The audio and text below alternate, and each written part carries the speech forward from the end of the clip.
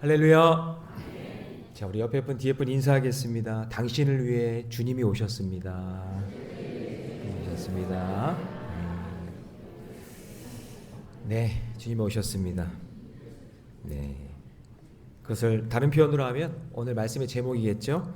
내가 너와 함께 있나니가 되겠습니다. 자, 예레미야서 말씀 함께 나누고 있는데요. 이제 46장부터 51장까지 이스라엘 주변 국가들에 대한 하나님의 심판의 메시지가 이제 선포되고 있습니다. 그래서 하나님은 이스라엘뿐만 아니라, 그러니까 선택받은, 본인들이 선택받았다고 그랬잖아요. 그 선택받은 이스라엘뿐만이 아니라 주님이 오신 것은 온 세상의 구원자로 오신 줄로 믿습니다.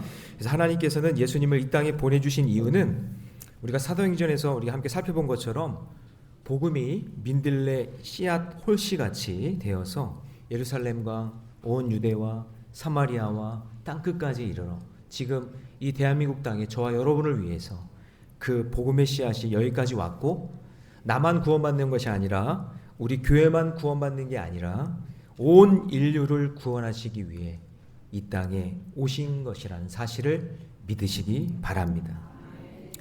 자, 그런데 오늘 이 역사관이, 예레미야서의 역사관, 이때 당시의 역사관은 자기들 지방이나 자기들 나라에 신들이 있었어요. 우상이 다 있었다는 얘기죠.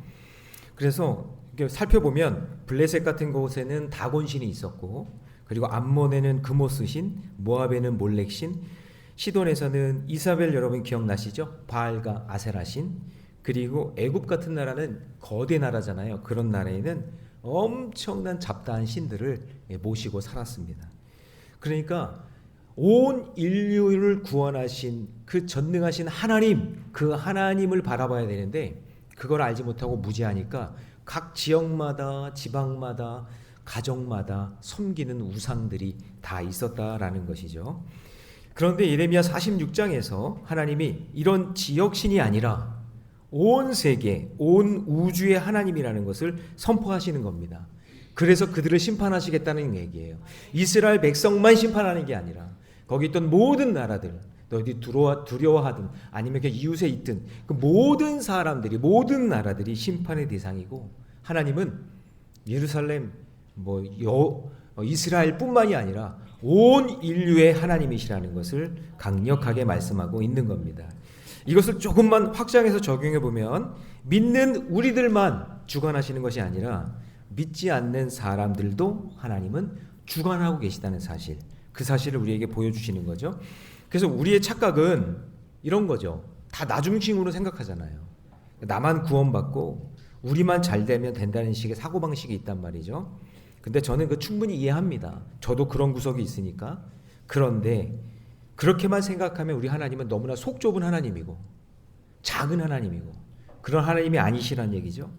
하나님은 우리뿐만이 아니라 지구 저 반대편에서도 역사하시고 우리가 생각하지 못하는 곳에서 하나님의 손이 일하고 계심을 믿으시기 바랍니다. 그래서 하나님은요, 때로는 고레스 왕 같은 전혀 상관없는 사람을 통해서도 역사하시고요. 지금 미국의 대통령도, 중국의 주석도, 심지어 저 북한에 있는 누구도 하나님이 세우시면 세워지는 거고, 하나님이 내리시면 내리는 거고, 생명의 주관자가 하나님이라는 사실, 그것을 믿으시기 바랍니다. 우리가 아무리 예측을 잘하고 우리가 아무리 계획을 잘 세워도 모든 것이 하나님의 주권 안에 있음을 믿는 그 믿음이 정말 중요한 겁니다. 그래서 하나님이 예레미야를 통해서 일부러 이제 46장부터 10개의 나라에 대한 심판들이 막 계속 이제 펼쳐집니다. 그래서 여러분 10이라는 것이 성경에서는 완전함, 충만함, 질서, 법칙, 완성 이런 의미가 있는데 온 열방을 하나님이 완전히 통치하고 계심을 이제 우리에게 보여주시는 거죠. 그래서 예수님이 이 땅에 오실 때도 여러분 이 우주를 움직이셔서 큰 별 하나를 통해서 보여주시는 거죠. 하나님은요, 우주를 움직이시는 분임을 믿으시기 바랍니다. 그리고 이스라엘만 위한 것이 아니라 누가복음 2장 10절에 보면 예수님이 탄생하신 그 이야기를 자 한번 같이 읽어볼까요? 시작. 천사가 이르되 무서워하지 말라. 보라, 내가 온 백성에게 미칠 큰 기쁨의 좋은 소식을 너에게 전하. 이스라엘 백성에게만 국한된 것이 아니라 온 백성에게 미칠 기쁜 소식입니다. 이스라엘 백성들이 이렇게 우주를 통치하신 하나님을 의지해야 되는데 지금 오늘 말씀 속에서도 누구를 의지하고 있냐면 애굽을 그렇게 의지하고 있고 우상을 그렇게 의지하고 있었다라는 것이죠. 그러니까 오늘 본문은 이스라엘 백성들이 지금 가장 의지하는 애굽을 어떻게 처리하는가, 그것을 어떻게 해결해야 되는가, 이것에 대해서 말씀하고 있는 거예요. 그래서 예레미야 47장에 가면은 블레셋이 나오죠. 그러니까 나를 가장 괴롭히는 존재가 블레셋이에요. 그러니까 애굽은 내가 가장 의지하는 존재고, 여러분 한번 생각해 보세요. 여러분들이 가장 의지하는 존재가 뭐예요? 여러분들이 가장 힘들게 하는 게 뭐예요? 여러분을 가장 의지하는 그 애굽이 우상일 수 있고요. 여러분들이 가장 두려워하는 게 블레셋이라면 그것을 어떻게 처리할 것인지 오늘 우리에게 말씀해 주시는 거예요. 내가 너와 함께 하겠다. 내가 너와 함께 하겠다. 자, 그러면 우리가 함께 하시는 그 하나님을 경험하려면 어떻게 되는가? 첫 번째는요. 자, 우리 큰 제목만 읽어봅니다. 시작. 애굽을 심판하시는 말씀을 의지해야 합니다. 자, 우리 13절 같이 있습니다. 시작. 바벨론의 느부갓네살 왕이 와서 애굽 땅을 칠 일에 대하여 선지자 예레미야에게 이르신 여호와의 말씀이니라. 자, 여기서 친다라는 것은요, 내가 의지하고 있는 것을 스스로 끊지 못하니까, 내가 지금 뭔가 의지하고 있어요. 뭔가 의존하고 있는데 그걸 스스로 끊지 못하니까 그것을 끊고 하나님만 바라보게 하도록 바벨론이라는 고난을 주신다라는 이야기예요. 그 고난을 통해 내가 의지하고 의존했던 것이 끊어져야 하나님을 제대로 바라보게 되고, 내가 의지했던 것이 정리되면 그러면 하나님을 의지하는 어떤 영적인 시스템으로, 영적인 생각으로 바뀌게 된다는 거죠. 여러분 요나를 보세요. 쉽게 예를 들면 요나, 의지했던 다시스가 끊어져야, 그 끊어지려고 광풍 만나죠. 바닷속에 들어가죠. 물고기 뱃속에 들어가죠. 그 다시스가 끊어져야 니느웨로 가는 그 복음의 길이 열리는 거거든요. 그러니까 인간의 본성을 잘 보면 나의 욕구를 자극하는 것이 생기면 그것에 집착하거나 그것을 자꾸 의지하려고 해요. 자, 여러분 믿음의 조상 아브라함을 보면 하나님의 약속의 말씀, 그 약속의 말씀을 의지해야 되는데 아들 주신다고 하니까 아들 낳는 것에 집착하고 사람을 의지하니까 견디지 못해요. 참을 수 없어요. 그래서 사라의 몸종 하갈에게서 이스마엘을 취하는 거예요. 이것이 나중에 큰 고통이 되어서 그때서야 하갈과 이스마엘을 끊어내잖아요. 그리고 100세에 이삭을 태어나니까 또 어때요? 그 100세에 얻은 그 아들 때문에 하나님의 말씀을 의지해야 되는데 아들 그냥 아들 그렇게 하니까 결국에는 모리아산에서 바치라 그러시는 거예요. 그러니까 여러분 우리 앞에서 우리가 살아가야 할 이 세상에 계속해서 의지하는 것들이 생각나고 그것을 계속 바라보게 되는 그런 상황 속에 있다면 계속 이 세상은 다양하고 다채로운 애굽을 우리에게 계속 소개하고 우리가 그 유혹에 넘어가도록 우리에게 계속해서 보여줄 때에 나도 모르게 그 애굽에 빠져들게 된다는 거죠. 그때마다 그런 애굽을 의지하지 말고 그런 애굽을 만드시고 다스리시고 통치하시고 오늘 말씀에서는 심판하시는 그 하나님을 의지하시기 바랍니다. 처음에는 영적인 분별력이 되지 않아서 그 애굽을 하나님이 주신 응답으로 여길 때도 있어요. 그러나 여러분 날마다 하나님의 말씀으로 분별하면서 하나님의 계획과 뜻을 그래서 확인하며 살아야 되는 거예요. 결국 내가 의지하는 것 때문에 하갈과 이스마엘이 고생하고 그 세상을 의지하는 것 때문에 아들 이삭이 고생하고 공동체가 힘들어지는 겁니다. 그래서 여러분 13절 다시 보시면 애굽을 심판하실 사건을 예레미야에게 말씀하시는 거예요. 같이 한번 읽어봅니다. 시작. 바벨론의 느부갓네살 왕이 와서 애굽을 칠 일에 대하여 선지자 예레미야에게 이르신 누구의 말씀이에요? 여호와의 말씀. 그러니까 하나님의 말씀, 예레미야가 가는 곳에 하나님의 말씀이 임하는 거예요. 말씀이 임할 때 사건이 일어나요. 그래서 여러분 말씀을 히브리 말로 다바르라고 하는데 그게 이야기, 사건, 일이라는 뜻이에요. 말씀이 있는 곳에 사건이 일어나요. 그러니까 예레미야가 애굽으로 가니 여호와의 말씀이 임하고 그곳에 역사적인 어떤 사건들이 일어나요. 전쟁이 일어나고 전투가 일어나기 시작되는 거예요. 여러분, 이 전쟁은요, 성경에도 나와 있지만 역사책에도 나와 있는 BC 605년에 일어난 갈그미스 전투라는 거예요.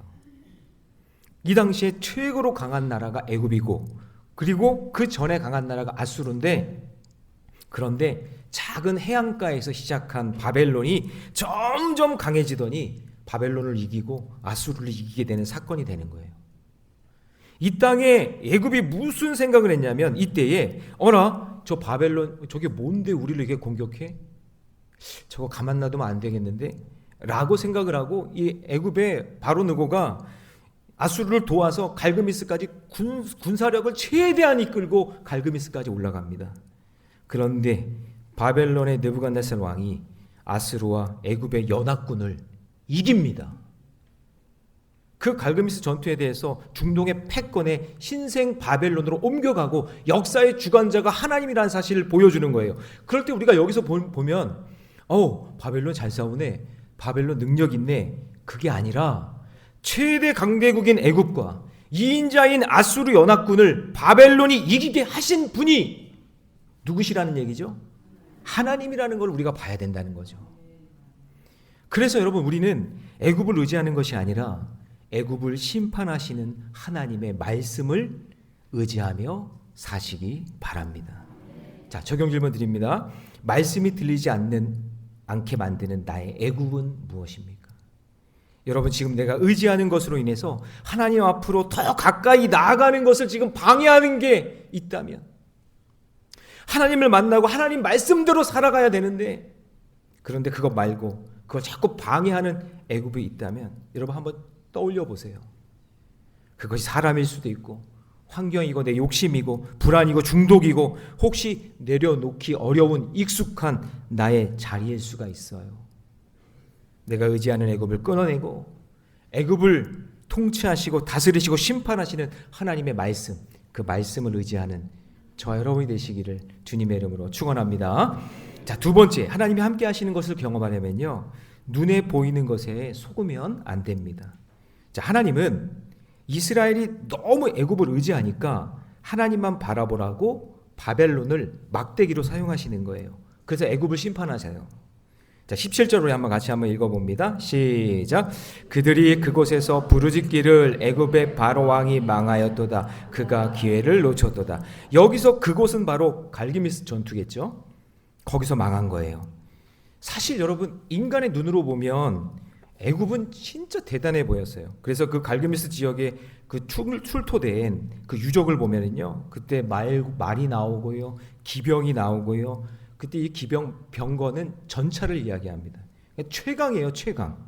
그러니까 돈도 많으니까 용병을 사가지고는요, 그러니까 방패 잡는 구수사람, 붓사람, 활 당기는 사람, 용병을 돈으로 구입해가지고 그 당시 아주 최첨단 군사력으로 화려하게 무장하고 있었던 거예요. 그러니까 사람의 눈에 보이면, 우와, 저 애굽 대단하네. 돈도 많은가 봐. 저 군사력 좀 봐. 저 용병들 좀 봐. 막 그러면서 너무나 화려하게 눈에 속아 넘어가는 거죠. 그런데 하나님의 눈으로 보면 애굽의 바로 왕은 바벨론에게 망하는 희생 제물밖에 되지 않는다는 것을 우리에게 말씀하는 거예요. 저렇게 화려한 병거가 있고 저렇게 멋진 용병을 써도 하나님 눈에 볼 때, 사람의 눈이 볼 때는 너무나 화려하고 너무나 멋지지만, 그런데 하나님의 눈에 볼 때는 애굽의 바로 왕, 저 바로 왕은 바로 바벨론에게 망하는 희생 제물밖에 되지 않는다라는 거예요. 그래서 우리가 내 인생의 사건을 말씀으로 해석하기 위해 그 새벽마다 큐티하고 45주 성경통신, 오늘 이제 완주하신 분들 상도 받는데 또 필사하고 일독하고 이렇게 말씀 묵상하는 이유가 뭐냐면 칭찬받으려고요. 나 성경 잘 읽는다고, 나 성경 공부 열심히 했다고 그 인정받으려고 하는 게 아니라, 말씀이 내 삶에 없으면 세상이 보여주는 것에 내가 맨날 속아 넘어가고 맨날 지고 맨날 패하니까 나는 하루도 하나님 말씀 없이는 살 수 없어요. 45주가 아니라 나는 평생 365일 하나님 말씀 의지하며 살겠습니다. 하나님 말씀이 늘 내 안에 있어야 됩니다. 그래서 세상에 보여주는 것을 판단하고 속아 넘어가는 것이 아니라 나는 하나님의 말씀으로 살겠습니다. 내가 건강하든 안 하든, 내가 저 사람이 나를 힘들게 하든 안 하든, 내가 돈 때문에 어렵고 명예 때문에 힘들고 어려워도 그 모든 순간에 사라질 것이 아니라 영원히 변하지 않는 하나님의 말씀, 그 말씀을 묵상하며 의지하며 살겠습니다. 네, 그런 마음이 되어야 된다는 거죠.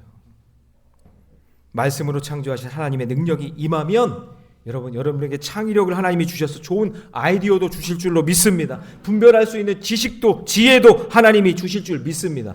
그런데 그 하나님이 주시는 분별력이 없으니까, 창의력이 없으니까 맨날 넘어진 곳에 또 넘어지고, 맨날 보던 것만 좋아하고, 맨날 쾌락과 세상이 주는 이익에 넘어진다는 거죠. 여러분, 사무엘이 이제 사울왕이 하나님이 이제 안 된다고 그러니까 차기 왕을 뽑으려고 이새의 집에 가잖아요. 그때 이새의 집에 갔을 때 아들들이 쭉 나와 있는 거예요. 막둥이만 빼고. 막둥이가 누구죠? 다윗 빼고 다 나온 거예요. 어떻게 소문이 샜는지 그냥 자기들이 왕이 되려고 그냥 탁 나왔어요. 그런데 사무엘이 자기가 가지고 있는 이 외모를 보는 그 습관, 사울왕도 외모 보고 세웠잖아요. 그러니까 외모 보는 그게 안 되니까 그냥 엘리압, 큰아들 엘리압을 보자마자 그 위풍당당한 외모에 그냥 마음이 넘어가잖아요. 그래서 사무엘이 엘리압의 머리에다가 기름을 부으려고 이렇게 하니까 하나님이 그냥 야단을 막 칩니다. 자, 사무엘상 16장 7절 말씀 같이 있습니다. 시작. 여호와께서 사무엘에게 이르시되 그의 용모와 키를 보지 말라. 내가 이미 그를 버렸노라. 내가 보는 것은 사람과 같이 아니하니 사람은 외모를 보거니와 나 여호와는 중심을 보느니라 하시더라. 그러니까 큰 아들 엘리압의 겉모습이 마치 눈에 보기 좋은 뭐 같은 거예요? 애굽 같은 거예요. 그런데 하나님이 보시는 사람은 겉모습이 화려한 것이 아니라 말씀 붙잡고 사는 다윗을 왕으로 세우고 싶은 거죠. 그 누구의 마음이에요? 하나님의 마음이에요. 그게. 그러니까 우리 청년들 외모 보고 그냥 배우자 정하면 안 돼. 아멘 좀 해봐요. 지금 심각해졌구나. 또 몇 명은 외모 보고 자꾸 스펙 보고. 그 중요하죠. 중요해요. 저도 인천에서 최고 미인이랑 결혼했거든요. 중요한데 말씀 묵상하고 기도하는 사람 만나야지. 아멘 좀 크게 해보세요, 청년들아. 할렐루야. 네. 자꾸 외모 보고 다른 거 보고 그러다가 어려워져요, 진짜. 그러니까 지금 사무엘이 맨날 자기 습관대로 외모 보는 거예요, 외모. 엘리압이 딱 보니까 우와 너무 키가 커, 너무 잘생겼어. 그러니까 그냥 기름 부으려고 하는 거예요. 근데 저기 7절 말씀이 부드럽게 써 있지만 7절이요. 7절에 거기 부드럽게 써 있지만 그 말씀이 뭐냐면 야단치는 거예요. 너 용모와 키 그거 계속 보고 있구나. 그거. 내가 이미 그를 버렸어. 아니야. 둘째 아들도 아니야. 셋째 아들도 아니야. 다 아니야. 외모 난 안 봐. 사무엘상 16장 7절이요. 방송시. 아우 주여. 네. 그러니까 사람은 외모를 보지만 하나님은 중심을 보니까 그 중심을 보란 얘기예요. 그래서 눈에 좋아 보이는 애굽을 의지했다가 공동체가 망하는 겁니다. 자, 보세요. 어떻게 망하는지. 25절 다 같이 시작. 만군의 여호와 이스라엘의 하나님께서 말씀하시니라. 보라 내가 노의 아몬과 바로와 애굽과 애굽 신하들과 왕들 곧 바로와 그를 의지하는 자들을, 그냥 애굽에 관련된 거는 다 망하는 거예요. 공동체가 다. 그런데 여러분, 말씀이 열려 있으면, 말씀이 들려오면 말씀의 눈으로 세상을 분별하게 되고, 말씀이 들리는 귀로 속이는 말을 분별하게 되고, 그리고 말씀의 입술로 담대하게 믿음의 길을 걸어가게 되는 줄로 믿습니다. 자, 적용 질문 드립니다.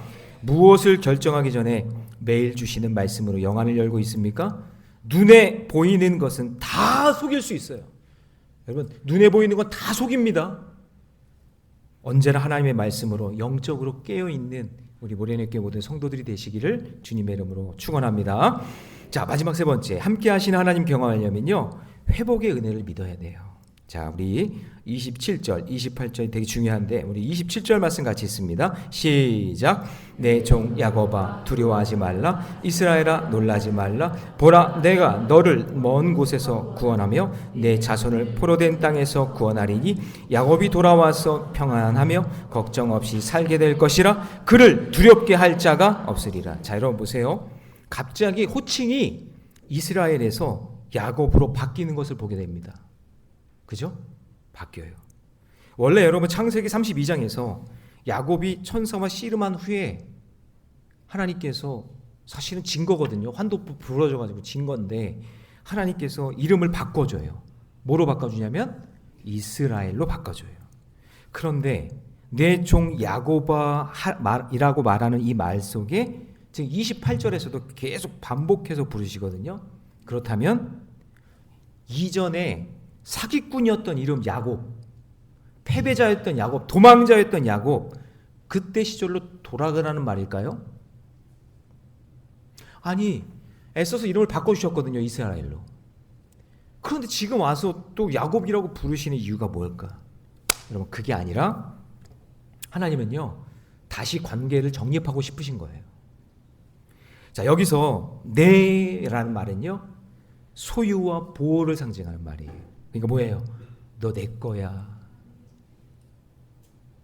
옆에 사람한테 이런 말 하면 안 되겠죠, 그죠? 너 내 거야, 이렇게. 하나님이 우리에게 잘못하면 맞을 수도 있어요. 너 내 거. 하나님이 그런 거예요. 네, 너 내 거야. 영진아, 너 내 거야. 그러면서 종이라는 말은 뭐냐면요, 이게 주종 관계잖아요. 종이라는 얘기는 주인이 있다는 얘기죠. 그게 뭐예요? 내가 너의 주인이야. 너 네 마음대로 살았지? 우상 숭배하면서 네 멋대로 한번 살아봤지? 근데 그게 아니라 내가 너의 주인이야. 왕국은 무너졌고 성전은 불탔고 백성은 포로가 되었다고 끝내시는 것이 아니라 여전히 변함없이 하나님께서는 이스라엘을 내 종 야곱아 이렇게 불러주시는 거죠. 다른 나라들은 보세요. 다른 나라들은 심판으로 끝난 후에 다시 부를 이름이 없어요. 다시 부를 이름이 없어요. 그러나 이스라엘에게는 망해도 다시 불러주시는 이름, 야곱이라는 이름이 있다는 거예요. 내가 없으면 살 수 없는 존재라는 거, 주인이 불러줘야만 존재할 수 있는 이름, 예전에는 속이고 도망치고 두려움에 떨고 가장 연약하고 망가진 그 이름, 그 이름을 다시 본질적인 그 이름, 원래 그 마음이었던 그 이름, 그 이름을 다시 불러주시는 거예요. 내가 너를 야곱이라고 창조해 주었고 애굽에서 건져서 이스라엘로 만들어 줬는데 너는 나를 떠났고 나를 잊었고 교만하게 우상 숭배하면서 살아갔지만 그렇지만 나는 변함없이 너의 이름을 부른다. 야곱아, 내 종 야곱아 이렇게 불러주시는 거예요. 여러분, 지나온 과거를 누가 지켜주셨어요? 여러분이 지난 과거 누가 지켜주셨어요? 하나님. 더 힘들었던 가난함을 여러분 누가 회복시켜 주셨어요? 하나님. 병든 몸을 누가 고쳐주셨어요? 하나님. 모든 문제를 회복하게 하시는 분이 하나님인데 하나님과의 관계가 멀어지니 거기서부터 문제가 발생하는 거예요. 그래서 지금 이 관계를 다시 회복하는 거예요.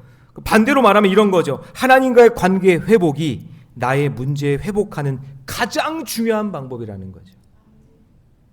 그래서 내 종 야곱아. 그러면 하나님과 가까이 하는 가장 좋은 방법이 뭘까요? 그게 바로 하나님을 예배하는 겁니다.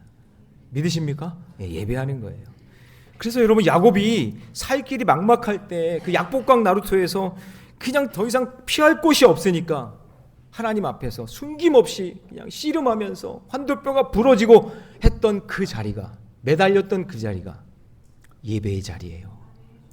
사실 여러분 대부분이 예배를 통해 얻고 싶은 것이 여러분 뭐예요?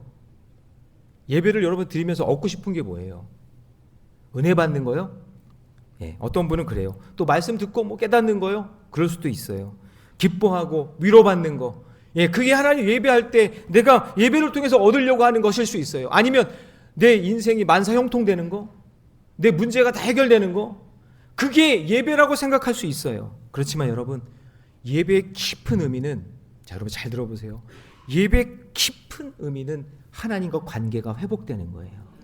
믿으시기 바랍니다. 예, 그거예요. 오늘 그것 때문에 오늘 예배 드리는 거예요. 그러니까 하나님과 나의 관계가 회복되려면 내가 야곱이 되어야 되거든요. 근데 그 야곱은 뭐예요? 나의 죄가 들통나는 거예요. 나의 수치가 드러나는 거예요. 나의 죄를 고백하는 거예요. 이게 힘들지만 그게 나의 수치가 드러나고 나의 죄가 들통나고 내가 정말 죽을 수밖에 없는 존재라는 사실을 깨닫는 그때에 내 종 야곱아 라고 부르시는 그 음성을 듣는 거예요. 가끔 여러분 자기 죄가 들통나고 수치가 드러나면 어떤 분들은 죄송해요 그냥 이해하고 들으세요. 교회를 떠나는 분이 있어요. 예배 드리다가 자기 죄가, 자기 수치가 공동체에서 속해해서 어디서 수치가 드러나고 자기의 인생에 문제가 드러나면 그거를 부끄러워하고 창피하니까 도망가는 거예요. 그래서 여러분 다 그런 건 아니지만 대형교회를 찾는 이유가 뭐예요? 우리 교회도 대형교회죠. 우리 교회도 대형교회지만 대형교회를 찾는 이유가 뭐예요? 내 문제, 내 삶에 대한 선을 딱 그어놓고 여기까지 더 이상 접근하지 마. 나는 그냥 조용히 그냥 예배만 드리고 갈 거야. 나는 복 받을 것만 나는 생각하고 갈 거니까 난 더 이상 나 괴롭히지 마. 속해고 뭐고 나는 아무것도 속으로부터 하기 싫어. 나는 그냥 여기까지야 라고 하면서 신앙생활 하는 거예요. 대형교회에서. 다 그런 건 아니에요. 우리 교회도 대형교회니까. 예. 사실 여러분 이해되는 부분도 있지만 그것은 여러분 100% 예배라고 할 수 없어요. 예배는요, 구약에서부터 예배는 내가 죽는 거예요. 대신 제물을 가져와서 내가 죽여서 내 죄가 그 선열, 그 피가 다 드러나는 것 같이 나의 죄가 다 드러나고 내가 죽고 그리고 나에게 생명 주시는 그 하나님을 만나서 내 종 야곱아 하시는 그 주님의 음성을 듣고 다시 회복되는 거예요. 내 죄가 다 드러나는 거예요. 고백하는 거예요. 야곱이 드러나는 거예요. 야곱이. 이스라엘이 아니라 야곱이 드러나는 거예요. 그래서 속회 예배 드리고 가정 예배 드리다가도 저에게 이런 중독이 있어요. 하나님. 창피하지만 주님 저에게 우리 가족 가운데 이런 어려움이 있어요. 이런 위기가 왔어요. 이런 갈등이 있어요. 하나님 제가 운영하는 회사에 이런 어려움이 있어요. 저희 집에 상처가 있어요. 제 아픔이 있어요. 내가 죄를 졌어요. 그걸 다 드러내서 야곱의 자리로 내려가는 것이 그게 예배예요.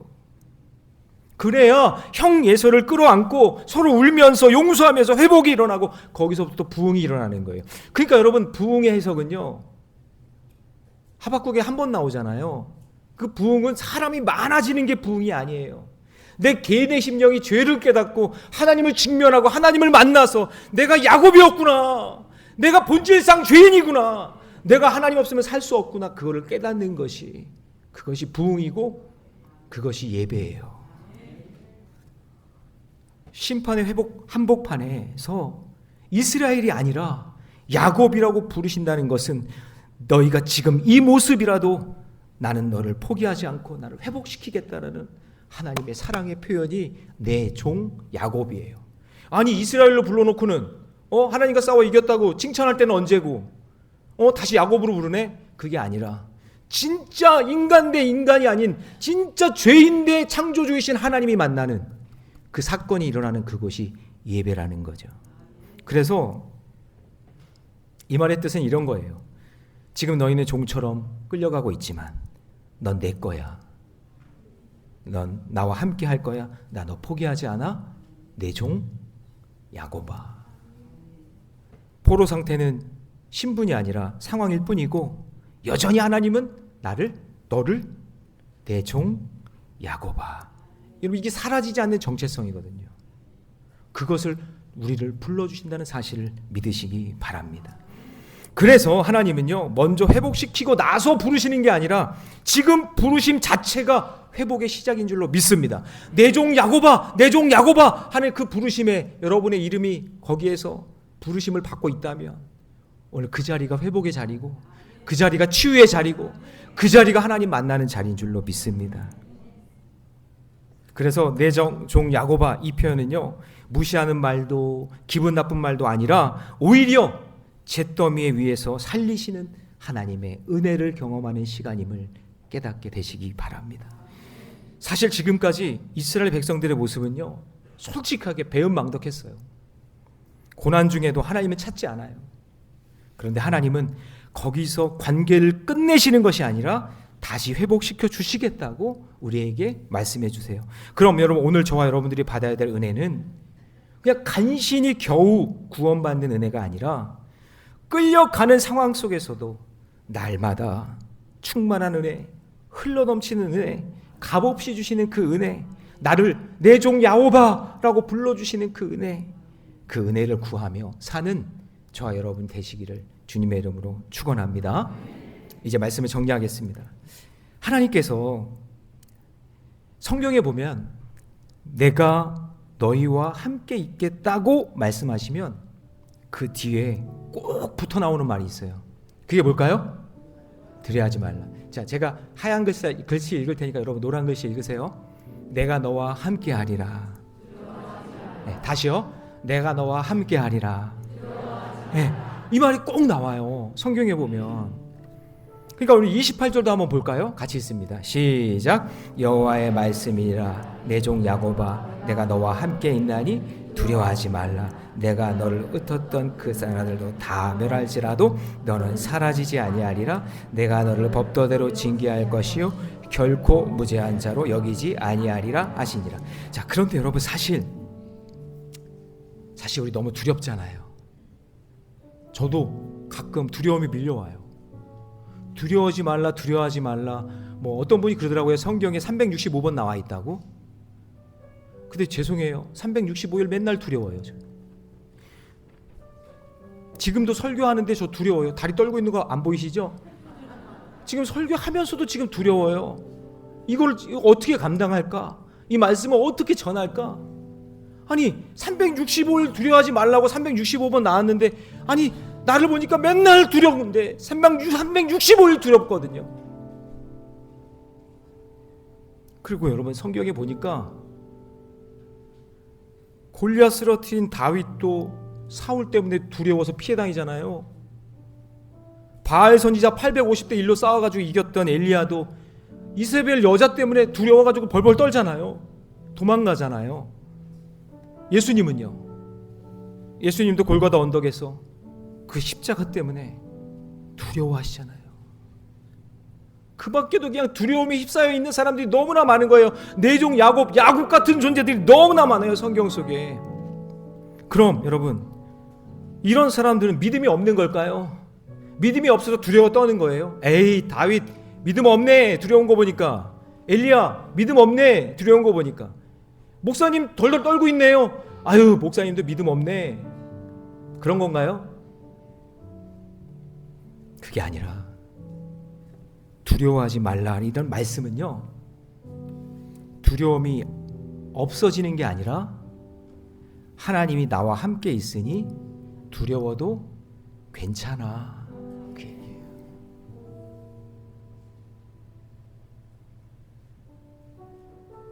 여러분, 하나님이 이스라엘 백성을 내 종 야고바라고 불러주시면서 바벨론을 통해 징계를 받게 되겠지만, 징계를 받아야 되잖아요, 죄를 지었으니까. 근데 괜찮아, 너 사라지지 않을 거야. 내가 너와 함께 하니까. 두려워? 괜찮아, 내가 너와 함께 할 거니까. 하나님은 우리를 정죄하시는 분이 아니라 우리를 사랑으로 징계해 주시는 분인 줄로 믿습니다. 여러분, 내 죄가 들통나고 내 수치가 드러나고 겸손한 환경이 되는 것을 두려운 일이에요. 내 창피한 게 드러나고 내 죄가 드러나는 건 너무나 두려운 일이지만, 근데 하나님이 함께 하시면 그것이 내가 사는 길이기에 괜찮아. 그러므로 여러분, 우리 할 일이 뭐예요? 의지했던 애굽 내려놓고 눈에 보이는 거 그게 속지 말고 날마다 하나님 말씀 순종하면서 오늘 예배 때마다 내 종 야고바, 영진아 아무개야 라고 불러주시는 그 하나님의 은혜를 구하며 하나님만 예배하며 살아가는 우리 모래내교회 모든 성도들 되시기를 주님의 이름으로 축원합니다.